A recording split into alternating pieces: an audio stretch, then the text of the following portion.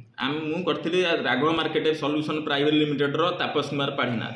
ଆମର କୋର୍ଟରେ ଯେଉଁ ରେଜିଷ୍ଟ୍ରେସନ କରିଥିଲୁ, ଯେଉଁଟା ଆମର ଆସିଥିଲା କୁଦାନଗରୀ ଥାନାକୁ, କୁଦାନଗରୀ ଥାନାର ଆଇଏଏସ୍ ମ୍ୟାଡ଼ାମ ଯେ ଅମ୍ବିକା ପ୍ରସାଦ ଦାସ, ସେ ହିଁ ଏଣ୍ଟ୍ରି କରିନାହାନ୍ତି, ସେ ହିଁ ଧମକେଇଛନ୍ତି ଏ ଜିନିଷରେ। କେବଳ ସେ ଆମକୁ ଯେତିକି ଲାଗୁଛି ଗରିବ ଲୋକଙ୍କ ପାଇଁ କେବେ ହିଁ କାମ କରୁନଥିବେ। 20,000 ଟଙ୍କା ଲାଞ୍ଚ ମାଗିଲେ, ଯେଉଁ ଜିନିଷ କହିଲେ ଯେ ଯଦି ଆମେ कंपानी की गिरफ करूँ ताहले तुमको आगे नहीं भितर पुरेबू, तापर कंपानी कथा चिंता करूँ। माने ये कंपानी संगे बहुत बड़ आंकर संपर्क रही जो जिनस आम देखा पाइलु।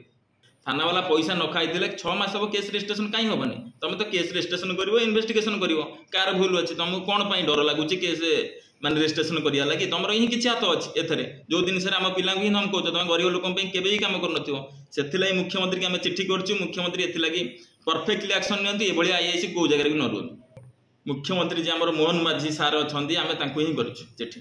आम निया चाहूँ आम पिला टोटाल आम जो सिक्यूरीटी अमाउंट देते पैसा फेरी पातु ता सागर आम पिला जो 3 मास सब जगह खटे ब्रह्मपुर नहीं खटे भुवनेश्वर नहीं खटे केन्द्रापड़ा भी नहीं खटे पिला सालारी मिल जाए। आम चाकरी करूँ गोटे संस्था माध्यम राघव प्राइवेट लिमिटेड संस्था गोटे तापस कुमार पाढ़ी जे कि आमको कहीकि समस्त सिक्यूरीटी मनी रखिकी दरमा काम करैकी दरमा देना।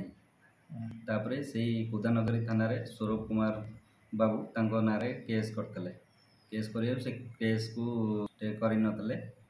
तापरे से आमर आईआईसी भी लांच मागी धमक भी देते से आम मुख्यमंत्री को भी चिठी करूँ।